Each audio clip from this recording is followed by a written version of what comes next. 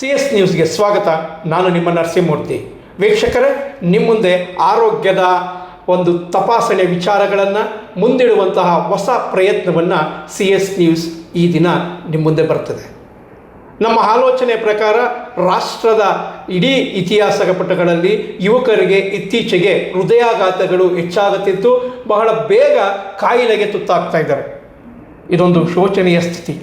ಆ ಒಂದು ವಿಷಯವನ್ನು ಇಟ್ಕೊಂಡು ಸತ್ಯಸಾಯಿ ಮುದ್ದೇನಹಳ್ಳಿ ಆಸ್ಪತ್ರೆಯ medical ಕಾಲೇಜಿನಲ್ಲಿರುವಂತಹ professor doctor Kulkarni sir ಅವರನ್ನು ಇವತ್ತು CS ನ್ಯೂಸ್ನ ತುಂಬ ಹೃದಯವಾಗಿ ಸ್ವಾಗತಿಸ್ತಾ ಇದ್ದೀವಿ. ಸರ್ ನಮಸ್ತೆ. ನಮಸ್ತೆ ಸರ್, ನಮ್ಮ ಒಂದು CS ನ್ಯೂಸ್ ಚಾನಲ್ ವತಿಯಿಂದ ವಿಶೇಷವಾಗಿ ಜನರಲ್ಲಿ ಜಾಗೃತಿ ಮೂಡಿಸುವ, ಅದರಲ್ಲೂ ಆರೋಗ್ಯದ ಜಾಗೃತಿ ಮೂಡಿಸುವಂಥ ಕಾರ್ಯಕ್ರಮವನ್ನು ಆಯೋಜನೆ ಮಾಡಿದ್ದೀವಿ. ಅದರಲ್ಲೂ ಇವತ್ತು ನಾವು ವಿಶ್ವವಿಖ್ಯಾತ ಮುದ್ದೇನಹಳ್ಳಿಯ ಆಸ್ಪತ್ರೆಯಲ್ಲಿ ನಾವಿದ್ದೀವಿ. ಸರ್, ಯುವಕರಿಗೆ ಇತ್ತೀಚೆಗೆ ಬಹಳ ಜನಕ್ಕೆ ಹೃದಯಾಘಾತ ಆಗ್ತಿದೆ. ಇದಕ್ಕೆ ಕಾರಣಗಳೇನು? ಇದು ಯಾವ ಮಟ್ಟಕ್ಕೆ ಬಂದಿದೆ ಅಂತೇಳಿದ್ರೆ ಒಂದು ವಯಸ್ಸಿನ ಅಂತರವನ್ನು ಸಹ ಇತ್ತೀಚೆಗೆ 9ನೇ ತರಗತಿ ಮಗುಗೆ ನಿನ್ನೆ ಒಂದು ಹೃದಯಾಘಾತವಾಗಿದೆ. ಶಾಲೆಯಲ್ಲೇ ಹೃದಯಾಘಾತ ಆಗಿದೆ. ಇದೊಂಥ ಶೋಚನೀಯ ಸ್ಥಿತಿ. ಯಾವ ರೀತಿ ಇರಬೇಕು ತಮ್ಮ ಜೀವನ ಶೈಲಿಗಳು, ಅದ್ರ ಬಗ್ಗೆ ತಾವು ಏನು ಹೇಳಕ್ಕೆ? ನಮಸ್ಕಾರ ನರಸಿಂಹಮೂರ್ತಿ ಅವರೇ, ನೀವು ಒಂದು ಒಳ್ಳೆಯ ವಿಷಯವನ್ನೇ ಚುನಾಯಿಸ್ಕೊಂಡಿದ್ದೀರಿ. ಎಲ್ರಿಗೂ ಗೊತ್ತಿರೋ ಹಾಗೆ ಈ ಹೃದಯಾಘಾತ ಮತ್ತು ಸ್ಟ್ರೋಕ್ ಅನ್ನೋ ಎರಡು ನಾನ್ ಕಮ್ಯುನಿಕಬಲ್ ಡಿಸೀಸಸ್ ಏನಿವೆ, ಅಂದರೆ ಸಾಂಸರ್ಗಿಕವಲ್ಲದ ರೋಗಗಳು, ಇವು ಜಗತ್ತಿನಲ್ಲಿಯೇ ಒಂದು ಎಪಿಡೆಮಿಕ್ ಪ್ರಮಾಣದಲ್ಲಿ ಇದೆ. ಅದರಲ್ಲೂ ಭಾರತದಲ್ಲಿ ಅತಿ ಹೆಚ್ಚು ಇದೆ. ಇವಾಗ ನನಗೆ ಚಿಂತೆಗೆ ಕಾರಣವಾಗಿರುವಂತಹ ಒಂದು ವಿಷಯ ಅಂದರೆ ಈ ರೋಗಗಳು ಡಾಕ್ಟರ್ಸಲ್ಲಿ ಕೂಡ ಕಾಣಿಸ್ತಾ ಇವೆ. ಯಾವ ಡಾಕ್ಟರ್ಸು, ವೈದ್ಯರು ಪೇಷಂಟ್ಗಳನ್ನು ನೋಡಿ ಅವ್ರನ್ನ ರೋಗದಿಂದ ಮುಕ್ತ ಮಾಡಬೇಕು, ಅವರೇ ಈ ರೋಗಗಳಿಗೆ ತುತ್ತಾಗ್ತಾ ಇದ್ದಾರೆ. ಸೊ ಇದು ಯಾಕೆ ಆಗ್ತಾ ಇದೆ ಅನ್ನೋದು ಒಂದು ಗಂಭೀರವಾದ ವಿಷಯ. ಅದರ ಬಗ್ಗೆ ಸರಿಯಾಗಿ ಮಾಹಿತಿ ಜನರಿಗೆ ತಿಳಿಸಿ ಅದನ್ನು ಪಾಲಿಸಿ ಈ ರೋಗದಿಂದ ನಾವು ಹೇಗೆ ಬಚಾವಾಗಬೇಕು ಅನ್ನೋದನ್ನು ಇವತ್ತು ನಾವು ತಿಳಿಸ್ಕೊಡ್ತಾ ಇದ್ದೀವಿ. ಮೊದಲನೇದಾಗಿ ನಮ್ಮ ಜೀವನ ಶೈಲಿ ಈ ಎಲ್ಲ ನಾನ್ ಕಮ್ಯುನಿಕಬಲ್ ಡಿಸೀಸಸ್ಗೆ ಕಾರಣ. ಸೊ ನಮ್ಮ ಜೀವನ ಶೈಲಿ ಅಂದರೆ ಮುಖ್ಯವಾಗಿ 5 ವಿಷಯಗಳು. ಒಂದನೇದು ನಮ್ಮ ಆಹಾರ ಪದ್ಧತಿ, ಎರಡನೇದು ನಮ್ಮ ಫಿಸಿಕಲ್ ಆ್ಯಕ್ಟಿವಿಟಿ ಅಂದರೆ ನಮ್ಮ ಚಲನವಲನಗಳು. ಕನ್ನಡದಲ್ಲಿ ಹೇಳಬೇಕಂದ್ರೆ ಆಹಾರ, ವಿಹಾರ, ಆಚಾರ, ವಿಚಾರ. ಓಕೆ, ಇವು 4 ಸಿಂಪಲ್. ಬಟ್ ಅದರ ಜೊತೆಗೆ ನಮ್ಮ ನಿದ್ದೆ ಸರಿಯಾಗಿದೆಯಾ, ಓಕೆ, ಇದು ಬಹಳ ಮಹತ್ವದ್ದು. ಮತ್ತು ನಮ್ಮ ಸ್ಟ್ರೆಸ್ಸು ಅಂದರೆ ನಮ್ಮ ಮಾನಸಿಕ ಟೆನ್ಷನ್ ಏನಾದರೂ ಇದೆಯಾ, ಅದರ ಬಗ್ಗೆನೂ ನಾವು ಒಂದು ಸ್ವಲ್ಪ ಕಾಳಜಿ ಮಾಡಬೇಕು. 5ನೇದ್ದು ಮತ್ತು ಮುಖ್ಯವಾದದ್ದು ಅಂತಂದರೆ ನಮ್ಮ fasting. Okay, periodic fasting, intermittent fasting ಅಂತೀವಿ. ನಮ್ಮ ಶಾಸ್ತ್ರಗಳಲ್ಲಿ ಕೂಡ 15 ದಿವಸಕ್ಕೆ ಒಂದು ಸಲ ಉಪವಾಸ ಮಾಡಬೇಕು ಅಂತ ಎಲ್ಲ ಧರ್ಮಗಳಲ್ಲಿ ಹೇಳಿದೆ. ಓಕೆ, ರಂಜಾನ್ ಅಂತ ಮುಸ್ಲಿಮ್ಸ್ ಮಾಡ್ತಿದ್ದಾರೆ, ಈಗ ನಡೀತಾ ಇದೆ. ಕ್ರಿಶ್ಚಿಯನ್ಸಲ್ಲಿ ಫಾಸ್ಟಿಂಗ್ ಇದೆ, ಹಿಂದೂಗಳಲ್ಲಿ ಫಾಸ್ಟಿಂಗ್ ಇದೆ. ಈ ಥರ ನಾವು ಈ 5 ಜೀವನ ಶೈಲಿಗಳನ್ನು ಸರಿಯಾಗಿ ಮಾಡಿಕೊಂಡ್ರೆ ಈ ರೋಗಗಳಿಂದ ನಾವು ದೂರ ಇರಬಹುದು, ಪ್ರಿವೆಂಟ್ ಮಾಡಬಹುದು, ಬಂದವರು ಇದನ್ನು ಟ್ರೀಟ್ ಕೂಡ ಮಾಡಬಹುದು. ಈ ಜೀವನ ಶೈಲಿ ನಮ್ಮ ಬದಲಾಗಿರೋದು ಪಾಶ್ಚಾತ್ಯ ಇನ್ಫ್ಲುಯೆನ್ಸ್ನಿಂದ. ನಮ್ಮ ಒಂದು ಭಾರತೀಯ ಒಂದು ವಿಧಾನ ಏನಿದೆ, ಪದ್ಧತಿ ಏನಿದೆ, ಇದು 5,000 ವರ್ಷಕ್ಕಿಂತ ಹೆಚ್ಚು ಮೊದಲಿಂದ ನಡೆದುಕೊಂಡಂಥ ಪದ್ಧತಿ ನಾವು ಬಿಟ್ಟು ಈ ಪಾಶ್ಚಾತ್ಯ ಜೀವನ ಶೈಲಿಯೇ ನಮ್ಮ ಮುಖ್ಯ ಉದ್ದೇಶ ಮಾಡಿಕೊಂಡು ನಾವು ಹೊರಟಿರೋದ್ರಿಂದ ಈ ರೋಗಗಳು ನಮ್ಮಲ್ಲಿ ಜಾಸ್ತಿಯಾಗಿ ಕಾಣಿಸ್ತಾ ಇದೆ. ನಮ್ಮ ಭಗವದ್ಗೀತೆಯಲ್ಲಿ ಹೇಳಿದಂತಹ ನಮ್ಮ ಜೀವನ ಶೈಲಿ ಅಂತಂದರೆ ಯುಕ್ತಾಹಾರ ವಿಹಾರಸ್ಯ ಯುಕ್ತಚೇಷ್ಟಸ್ಯ ಕರ್ಮಸು ಯುಕ್ತ ಸ್ವಪ್ನಾವಬೋಧಸ್ಯ ರೋಗೋ ಭವತಿ ದುಃಖ. ಇದರ ಅರ್ಥ ಯುಕ್ತ ಆಹಾರ ವಿಹಾರಸ್ಯ, ಆಹಾರ ಮತ್ತು ವಿಹಾರ ಯುಕ್ತವಾಗಿರಬೇಕು. ಯುಕ್ತ ಅಂದರೆ ಏನು ಆಮೇಲೆ ತಿಳಿಸ್ಕೊಡ್ತೀನಿ. ಓಕೆ, ಯುಕ್ತ ಆಹಾರ ವಿಹಾರಸ್ಯ ಯುಕ್ತ ಚೇಷ್ಟಸ್ಯ ಕರ್ಮಸು, ನಮ್ಮ ದಿನಚರ್ಯ, ನಮ್ಮ ದಿನದ ಆ್ಯಕ್ಟಿವಿಟಿಗಳು ಅವು ಯುಕ್ತವಾಗಿರಬೇಕು. ಓಕೆ, ಯುಕ್ತ ಸ್ವಪ್ನಾವಬೋಧಸ್ಯ, ನಮ್ಮ ನಿದ್ದೆ ಕೂಡ ಸರಿಯಾಗಿರಬೇಕು, ಜಾಸ್ತಿನೂ ಮಾಡಬಾರ್ದು, ಕಮ್ಮಿನೂ ಮಾಡಬಾರ್ದು. ಇವೆಲ್ಲವೂ ಇಲ್ಲದೆ ಇದ್ದರೆ ನಮಗೆ ಆರೋಗ್ಯ ಲಭಿಸೋದಿಲ್ಲ ಅಂತ 5,000 ವರ್ಷದ ಹಿಂದೆ ಶ್ರೀಕೃಷ್ಣ ಅರ್ಜುನನಿಗೆ ಹೇಳಿದ್ದಾನೆ. ಅದು ಇವತ್ತಿಗೂ ನಾವು ಪಾಲಿಸಿದ್ರೆ ನಮಗೆ ಆ ರೋಗ ಇರ್ತಾ ಇರಲಿಲ್ಲ. ಆದರೆ ನಾವು ಅದನ್ನೆಲ್ಲ ಮರೆತು ಈಗ ನಮ್ಮ ಪಾಶ್ಚಾತ್ಯ ಶೈಲಿಯನ್ನೇ ನಮ್ಮ ಜೀವನದ ಒಂದು ವೃತ್ತಿಯನ್ನು ಮಾಡಿಕೊಂಡಿರೋದ್ರಿಂದ ಈ ರೋಗಗಳು ಸ್ವಲ್ಪ ಜಾಸ್ತಿಯಾಗಿ ಕಾಣಿಸ್ತಾ ಇದೆ. ಸರ್, ಈಗ ಹೃದಯಾಘಾತ ಅಂದರೆ ಏನು, ಅದು ಹೆಂಗಾಗುತ್ತೆ, ಅದರ ಲಕ್ಷಣಗಳೇನಿರುತ್ತೆ? ಹೃದಯಾಘಾತ ಅಂದರೆ ನಮ್ಮ ಪ್ರತಿಯೊಂದು ಅಂಗಗಳಿಗೂ ಆಹಾರ ಪೂರೈಕೆ ಆಗಬೇಕು ಅಂದರೆ ರಕ್ತನೇ ಹೋಗಬೇಕು. ನಾವು ತಿಂದ ಆಹಾರ ಪಚನ ಆದಮೇಲೆ ಆ ಆಹಾರ ರಕ್ತದ ಮೂಲಕ ಪ್ರತಿಯೊಂದು ಅವಯವಗಳಿಗೂ ಹೋಗುತ್ತೆ. ಓಕೆ, ನಾವು ಶ್ವಾಸ ತಗೊಂಡಂತಹ ಆಕ್ಸಿಜನ್ನು ಅದರ ಜೊತೆಗೆ ಹೋಗಿ ಆಹಾರ ಮತ್ತು ಆಕ್ಸಿಜನ್ ಕೂಡಿ ಅಲ್ಲಿ ಎನರ್ಜಿ, ಓಕೆ, ಪ್ರತಿಯೊಂದು ಕಾರ್ಯ ಮಾಡೋದಕ್ಕೆ ಏನು ಎನರ್ಜಿ ಬೇಕೋ ಆ ಎನರ್ಜಿ ತಯಾರಾಗುತ್ತೆ. ಆ ಎನರ್ಜಿ ತಯಾರು ಮಾಡುವುದು ನಮ್ಮ ಮೈಟೊಕಾಂಡ್ರಿಯಾ ಅನ್ನೋ ಒಂದು ಜೀವಕೋಶದ ಉಪಕೋಶ. ಓಕೆ, ಆ ಕೋಶ ಮತ್ತು ಉಪಕೋಶಗಳು ಸರಿಯಾಗಿ ಕೆಲಸ ಮಾಡ್ತಿದ್ರೆ ಈ ಆಕ್ಸಿಜನ್ ಪೂರೈಕೆ, ಈ ಶಕ್ತಿ ಪೂರೈಕೆ ಸರಿಯಾಗಿ ಆಗುತ್ತೆ. ಇವು ಹೋಗೋದು ರಕ್ತನಾಳಗಳ ಮೂಲಕ ರಕ್ತ ಹೋಗೋದು. ಆ ರಕ್ತನಾಳಗಳು ಸರಿಯಾಗಿ ಇದ್ದರೆ ರಕ್ತ ಪೂರೈಕೆ ಸರಿಯಾಗಿ ಆಗುತ್ತೆ, ಎನರ್ಜಿ ಸರಿಯಾಗಿ ನಡೆಯುತ್ತೆ. ಎನರ್ಜಿ ಇದ್ದರೆ ಎಲ್ಲ ಕೆಲಸ ಸರಿಯಾಗಿ ಆಗುತ್ತೆ.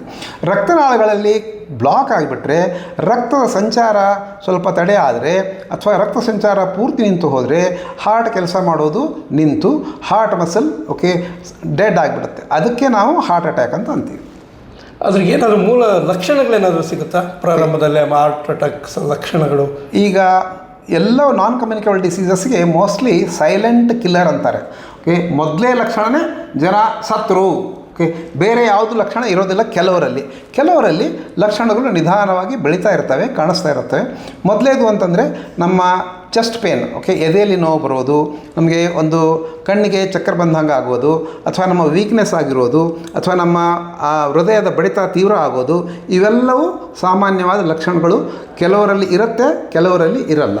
ಓಕೆ, ಅದಕ್ಕೆ ಇವುಗಳಿಗೆ ಸೈಲೆಂಟ್ ಡಿಸೀಸ್ ಅಂತ ಅಂತಾರೆ.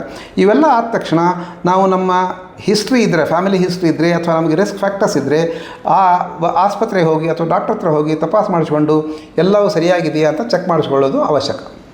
ಸರ್, ಈಗ ಇತ್ತೀಚೆಗೆ ಒಂದು 50-60 ವರ್ಷಗಳ ವ್ಯಕ್ತಿಗಳಿಗೆ ಬರೋದಕ್ಕಿಂತ ಬಾಲ್ಯದ ಯುವಕರಿಗೆ, ವಿಶೇಷವಾಗಿ 10-12 ವರ್ಷದ ಮಕ್ಕಳಿಗೂ ಸಹ ಹೃದಯಾಘಾತ ಆಗ್ತಾ ಇದೆ ಅಂತ. ಸೊ ಇದಕ್ಕೆಲ್ಲ ಏನು ಕಾರಣ ಇರ್ಬೋದು? ಈಗ ನಮ್ಮ ಹಿಸ್ಟ್ರಿ ನೋಡಿದರೆ ಒಂದು 200-300 ವರ್ಷ ಹಿಂದೆ ಹೋದರೆ ನಮ್ಮಲ್ಲಿ ಆಹಾರದ ಕೊರತೆ ಬಹಳ ಇತ್ತು. ಅದು ಕೂಡ ಪಾಶ್ಚಾತ್ಯರು ಬಂದ ಮೇಲೆ ನಮ್ಮ ಎಲ್ಲ ಆಹಾರವನ್ನು ದೋಚಿಕೊಂಡು ಅವರು ತಮ್ಮ ದೇಶಕ್ಕೆ ತೊಗೊಂಡು ಹೋಗ್ತಾಯಿದ್ರು. ನಮ್ಮಲ್ಲಿ ಆಹಾರದ ಕೊರತೆ ಬಹಳಾಗಿ ಕಾಣಿಸ್ತಾ ಇತ್ತು. ಹಾಗಾಗಿ ನಮ್ಮ ಜೀನ್ಸ್ ಏನಿದೆ ಅದು ಕಮ್ಮಿ ಆಹಾರದಲ್ಲಿ ಬದುಕುವ ಒಂದು ವಿಶಿಷ್ಟತೆಯನ್ನು ಹೊಂದಿದೆ. ನಾವು ಆಹಾರ ಕಮ್ಮಿ ತಿಂದೇ ಬದುಕ್ತಾ ಇದ್ವಿ 100-200 ವರ್ಷ ಹಿಂದೆ. ಇವಾಗ ನಮ್ಮ ಸಮೃದ್ಧ ಆಹಾರ ಆಗಿರೋದ್ರಿಂದ ಜಾಸ್ತಿ ಆಹಾರ ತಿಂತಾ ಇದ್ದೀವಿ. ನಮ್ಮ ರಕ್ತನಾಳಗಳೆಲ್ಲ ಕಡಿಮೆ ಆಹಾರ ಇರೋದರಿಂದ ಸಣ್ಣಾಗಿದೆ. ಓಕೆ, ಪಾಶ್ಚಾತ್ಯರನ್ನು ಕಂಪೇರ್ ಮಾಡಿದರೆ ನಮ್ಮ ಬ್ಲಡ್ ವೆಸಲ್ಸ್ ಎಲ್ಲ ನ್ಯಾರೋ ಇದೆ. ಹಾಗಾಗಿ ಒಂದು 10-20 ವರ್ಷ ಅವ್ರಿಗಿಂತ ಮೊದಲೇ ನಮಗೆ ಹಾರ್ಟ್ ಡಿಸೀಸ್ ಬರ್ತಾಯಿದೆ. ಸೊ ಮೊದಲೇ ಒಂದು ಕಾರಣ ಅಂತಂದರೆ ನಾವು ಆಹಾರ ಕಮ್ಮಿ ಇರೋ ಪದ್ಧತಿಯಲ್ಲಿ ಬೆಳೆದಿರೋದು. ಈಗ ಆಹಾರ ಸಮೃದ್ಧವಾಗಿ ಅದು ಕೂಡ ಅನಾರೋಗ್ಯಕರವಾದ ಆಹಾರ. ಸೊ ಅವೆಲ್ಲವೂ ನಾವು ಇರೋದರಿಂದ ಈಗ ಈ ಹಾರ್ಟ್ ಡಿಸೀಸು ಸಣ್ಣ ಮಕ್ಕಳಲ್ಲಿ ಕೂಡ ಕಾಣಿಸ್ತಾ ಇದೆ. ಇದರಲ್ಲಿ 2 ವಿಭಾಗ ಮಾಡ್ತೀವಿ ನಾವು ಕಾರಣಗಳನ್ನು. ಒಂದು ನಾನ್ ಮಾಡಿಫೈಯಬಲ್, ಅಂದರೆ ನಾವು ಬದಲಾಯಿಸೋಕ್ಕೆ ಬರೋದೇ ಇಲ್ಲ ಅಂತಹ ಕಾರಣಗಳು, ನಾವು ಬದಲಾಯಿಸೋಕ್ಕೆ ಬರುವಂಥ ಕಾರಣಗಳು. ಬದಲಾಯಿಸಕ್ಕೆ ಬರದೇ ಇರೋಂಥ ಕಾರ್ಯಗಳು ಅಂತಂದರೆ ನಮ್ಮ ಜೀನ್ಸು, ಅಂದರೆ ನಾವು ನಮ್ಮ ತಂದೆ ತಾಯಿನ ಬದಲಾಯಿಸೋಕ್ಕೆ ಬರಲ್ಲ. ಓಕೆ, ಸೊ ಅವರು ನಮ್ಮನ್ನು ಹುಟ್ಟಿಸಿದಾಗ ನಮ್ಮಲ್ಲಿ ಏನು ಜೀನ್ಸ್ ಕೊಟ್ಟಿರ್ತಾರೆ ಆ ಜೀನ್ಸು ನಮ್ಮ ಆರೋಗ್ಯಕ್ಕೆ, ಓಕೆ, ಮೂಲಭೂತ ಕಾರಣ ಆಗಿರುತ್ತೆ. ಸೊ ಅವರಿಗೆ ಏನಾದರೂ ಹಾರ್ಟ್ ಡಿಸೀಸು ಅಥವಾ ಬ್ಲಡ್ ಪ್ರೆಷರು, ಡಯಾಬಿಟೀಸು ಏನಾದರೂ ಇದ್ದರೆ ಆ ಜೀನ್ಸ್ ನಮ್ಮಲ್ಲಿ ಇದ್ದರೆ ನಮಗೂ ಅದು ಒಂದು ನಾನ್ ಮಾಡಿಫೈಯಬಲ್ ರಿಸ್ಕ್ ಫ್ಯಾಕ್ಟರ್ ಆಗುತ್ತೆ. ಅದರಲ್ಲಿ ಇನ್ನೊಂದು ವಯಸ್ಸು ಜಾಸ್ತಿ ಆದ ಹಾಗೆ ಈ ರೋಗಗಳು ಜಾಸ್ತಿ ಆಗುವ ರಿಸ್ಕು ಹೆಚ್ಚುತ್ತಾ ಹೋಗ್ತದೆ. ಮೂರನೇದ್ದು ನಾನ್ ಮಾಡಿಫೈಬಲಲ್ಲಿ ಜೆಂಡರು, ಇದು ಮೇಲ್ಸಲ್ಲಿ ಅಂದರೆ ಪುರುಷರಲ್ಲಿ ಜಾಸ್ತಿ ಕಾಣಿಸುತ್ತೆ. ಹೆಣ್ಮಕ್ಕಳಲ್ಲಿ ಅವರ ಮೆನೋಪಾಸ್ ಆಗುವವರೆಗೆ ಅವರ ಹಾರ್ಮೋನು ಈಸ್ಟ್ರೋಜನ್ ಇರೋದರಿಂದ ಅವರಿಗೆ ಈ ರೋಗಗಳು ಸ್ವಲ್ಪ ಕಮ್ಮಿ ಪ್ರಮಾಣದಲ್ಲಿರುತ್ತೆ. ಮೆನೋಪಾಸ್ ಆದಮೇಲೆ ಅವರಿಗೂ ಗಂಡಸರಷ್ಟೇ ಈಕ್ವಲ್ ರಿಸ್ಕ್ ಇರುತ್ತೆ. ಈ ಥರ ಇವು non modifiable risk factors. Modifiable risk factors ಅಂದರೆ ನಮ್ಮ ಆಹಾರ ಪದ್ಧತಿ, ನಮ್ಮ ಸ್ಥೂಲತೆ ಅಂದರೆ obesity, blood pressure, blood sugar, smoking, alcohol, ಅಥವಾ ನಮ್ಮ ಫಿಸಿಕಲ್ ಆ್ಯಕ್ಟಿವಿಟಿನೇ ಇಲ್ಲ, ಇವೆಲ್ಲವೂ ಮಾಡಿಫೈಯಬಲ್ ರಿಸ್ಕ್ ಫ್ಯಾಕ್ಟರ್ಸ್. ಇವುಗಳನ್ನು ನಾವು ಸರಿಯಾಗಿ, ಓಕೆ, ಪಾಲಿಸಿದರೆ ಈ ರೋಗದಿಂದ ನಾವು ಬಚಾವಾಗ್ಬೋದು. ಸರ್, ಕೊನೆಯದಾಗಿ ವೀಕ್ಷಕರಿಗೆ ಹೃದಯಾಘಾತದಿಂದ ತಪ್ಪಿಸ್ಕೊಳ್ಳೋದಕ್ಕೆ ನಿಮ್ಮ ಸಣ್ಣ ಸಲಹೆ ಯಾವುದಾದ್ರೂ ಒಂದು ಇಂಟ್ಸ್ ಏನಾದರೂ ಕೊಡ್ಬೋದಾ? ಏನು ಮಾಡಿದ್ರೆ ಇದರಿಂದ ನಾವು ದೂರ ಇರ್ಬೋದು? ಮೊದಲನೇದಾಗಿ ನಾವು ಸಣ್ಣವರಿರುವಾಗದಿಂದಲೇ ಒಂದು ಒಳ್ಳೆಯ ದಿನಚರ್ಯವನ್ನು ನಾವು ರೂಢಿಸ್ಕೊಂಡು ಬಂದರೆ ಅದು ನಮ್ಮ ಆರೋಗ್ಯಕ್ಕೂ ಚೆನ್ನಾಗಿರುತ್ತೆ, ನಮ್ಮ ಜೀವನ ಶೈಲಿ ಕೂಡ ಬೇರೆಯವರಿಗೆ ಒಂದು ಮಾದರಿ ಆಗುವ ಹಾಗೆ ಆಗತ್ತೆ. ಇದರಲ್ಲಿ ನಾವು ಏನು ಮಾಡಬೇಕು ಅಂದರೆ, ಈಗ ಬೆಳಗ್ಗೆ ಏಳುವುದು ಓಕೆ, ಇದು ಒಂದು ಒಳ್ಳೆಯ ಪದ್ಧತಿ. ನಮ್ಮಲ್ಲಿ ಸರ್ಕೇಡಿಯನ್ ರಿದಮ್ ಅಂತ ಇರುತ್ತೆ. ನಾವು ಎದ್ದ ತಕ್ಷಣ ಸೂರ್ಯ ಕಾಣಿಸಿದರೆ ಆ ಎದ್ದಾಗಿಂದ 14 ತಾಸಿನಲ್ಲಿ ನಮಗೆ ನಿದ್ದೆ ಬರೋ ಒಂದು ಸೈಕಲ್ ಚಾಲೂ ಆಗುತ್ತೆ. ನೀವು 9 ಗಂಟೆಗೆ ಇದ್ದರೆ 9 ಗಂಟೆಯಿಂದ 14 ತಾಸು, ಹಾಗಾದರೆ ರಾತ್ರಿ 12ರವರೆಗೆ ನೀವು ನಿದ್ದೆನೇ ಬರೋಲ್ಲ. ಹಾಗಾಗಿ ಈ ನಿದ್ದೆ ಮಾಡೋದು, ನಾ ಹೇಳಿದ ಹಾಗೆ ನಿದ್ದೆ ಮಾಡೋದು ಒಂದು ಇಂಪಾರ್ಟೆಂಟ್ ರಿಸ್ಕ್ ಫ್ಯಾಕ್ಟರ್ಸ್. ನಮ್ಮ ನಿದ್ದೆ ಸರಿಯಾಗಿ ಆಗಲಿಲ್ಲ, ಟೈಮ್ ಸರಿಯಾಗಿಲ್ಲ, ಕ್ವಾಲಿಟಿ ಸರಿಯಿಲ್ಲ, ಕ್ವಾಂಟಿಟಿ ಆಫ್ ಸ್ಲೀಪ್ ಸರಿ ಇಲ್ಲ ಅಂತಂದರೆ ಈ ಒಂದು ರಿಸ್ಕ್ ಫ್ಯಾಕ್ಟರ್ ಆಗುತ್ತೆ. ಅದು ಒಂದು. ನಮ್ಮ ಆಹಾರ ಪದ್ಧತಿ, ಮುಖ್ಯವಾಗಿ ಮನೆಯಲ್ಲಿಯೇ ಮಾಡಿದಂತಹ ಆಹಾರ, ಓಕೆ, ಫ್ರೆಶ್ ಆಗಿ ತಯಾರು ಮಾಡಿದಂಥ ಆಹಾರ ಆರೋಗ್ಯಕ್ಕೆ ಬಹಳ ಒಳ್ಳೆಯದು. ನಮಗೀಗ ಏನಾಗಿದೆ, ಸಮಯ ಇಲ್ಲ ಅಂಥೇಳಿ ನಾವು ಪ್ರಾಸೆಸ್ಡ್ ಮತ್ತು ಅಲ್ಟ್ರಾ ಪ್ರಾಸೆಸ್ಡ್ ಆಹಾರವನ್ನು ಸೇವಿಸ್ತಾ ಇದ್ದೀವಿ. ಅದರಲ್ಲಿ ಕೆಮಿಕಲ್ಸ್ ಬಹಳ ಇರುತ್ತೆ. ಬೇಕಾದಂಥ ಅಂಶಗಳು ಅಂದರೆ ನಾರು, ಫೈಬರನ್ನು ತೆಗೆದು ಅದರಲ್ಲಿ ಉಪ್ಪು, ಸಕ್ಕರೆ ಮತ್ತು ಎಣ್ಣೆ ಇವುಗಳನ್ನು ಸ್ವಾದಿಷ್ಟ ಮಾಡೋದಕ್ಕೆ ಸೇರಿಸಿರ್ತಾರೆ. ಇವೆಲ್ಲವೂ ನಮಗೆ ಹಾನಿಕಾರಕ. ಆದ್ದರಿಂದ ನಾವು ಆದಷ್ಟು ಮಟ್ಟಿಗೆ ಪ್ರಾಸೆಸ್ಡ್ ಅಲ್ಟ್ರಾ ಪ್ರೋಸೆಸ್ ಫುಡ್ ಬಿಟ್ಟು ಮನೆಯಲ್ಲೇ ತಯಾರಾದಂಥ ಆಹಾರವನ್ನು ಸೇವಿಸಬೇಕು. ಮೂರನೇದು, ನಮ್ಮ ಶರೀರ ಓಕೆ ಫಿಸಿಕಲ್ ಆ್ಯಕ್ಟಿವಿಟಿ ಅಂದರೆ ಅಡ್ಡಾಡೋದಕ್ಕೆ ಮಾಡಿರೋದು, ಒಂದೇ ಕಡೆ ಕೂಡೋದಕ್ಕೆ ಶರೀರ ಮಾಡಿಲ್ಲ. ಸೊ ಹಾಗಾಗಿ ನಾವು ಈಗ ಎಲ್ಲರೂ ಪದ್ಧತಿ ನೋಡಿದರೆ ಒಂದು ಕಡೆ ಕೂತ್ಕೊಂಡು ಕೆಲಸ ಮಾಡೋದು. ಸೊ ನಮ್ಮ ಶರೀರಕ್ಕೆ ಈ ಒಂದು ಫಿಸಿಕಲ್ ಆ್ಯಕ್ಟಿವಿಟಿ ಮಾಡೋದನ್ನು ಕಲಿಸ್ಬೇಕು.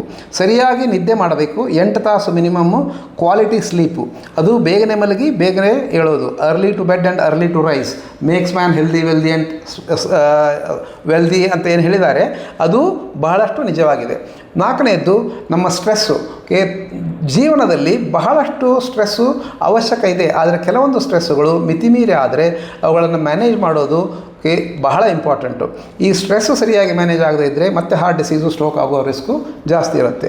ಲಾಸ್ಟ್ ಆ್ಯಂಡ್ ಇಂಪಾರ್ಟೆಂಟ್, ಭಾಳಷ್ಟು ಜನ ಇದನ್ನು ಮರೆತೇ ಹೋಗ್ಬಿಟ್ಟಿದ್ದಾರೆ. ನಾವು ಫಾಸ್ಟಿಂಗ್ ಮಾಡೋದು, ಉಪವಾಸ ಮಾಡೋದು. ಒನ್ಸ್ ಇನ್ 15 ಡೇಸ್ ಬರೀ ನೀರು ಬಿಟ್ಟು ಬೇರೆ ಏನೂ ತೊಗೊಳ್ಬಾರ್ದು. ದಿವಸ ಕೂಡ ನಮ್ಮ ತಿನ್ನುವ ಒಂದು ಮೇಲಿಂದ ಮೇಲೆ ತಿನ್ನುವ ಪದ್ಧತಿಯನ್ನು ಕಮ್ಮಿ ಮಾಡಿ 14 ತಾಸು ಏನೂ ತೊಗೊಳ್ಳದೆ ಬರೀ ನೀರು ತೊಗೊಳ್ಬೇಕು. ಆ ಉಳಿದಂತಹ 8 ತಾಸಿನಲ್ಲಿ ಮಾತ್ರ ನಾವು 8ರಿಂದ 10 ತಾಸಿನಲ್ಲಿ ಮಾತ್ರ ನಾವು ಏನು ತಿನ್ನಬೇಕಾಗಿದೆಯೋ ತಿಂದರೆ ನಮ್ಮ ಆರೋಗ್ಯ ಸರಿಯಾಗಿರುತ್ತೆ. ವೀಕ್ಷಕರೇ, ಇಲ್ಲಿವರೆಗೂ ಹೃದಯಾಘಾತ ಅಂದರೆ ಏನು, ಅದರಿಂದ ಹೇಗೆ ದೂರ ಇರಬೇಕು, ನಮ್ಮ ಜೀವನ ಶೈಲಿಯನ್ನು ಹೇಗೆ ಬದಲಿಸ್ಕೊಬೇಕು ಅನ್ನೋದನ್ನು ತಿಳಿಸ್ಕೊಟ್ಟಂತಹ ಡಾಕ್ಟರ್ ಕುಲಕರ್ಣಿ ಸರ್ ಅವರಿಗೆ ತುಂಬ ಹೃದಯದ ಧನ್ಯವಾದಗಳನ್ನು ಅರ್ಪಿಸ್ತಾ ಇದ್ದೀನಿ. ನಮಸ್ಕಾರ. Thank you.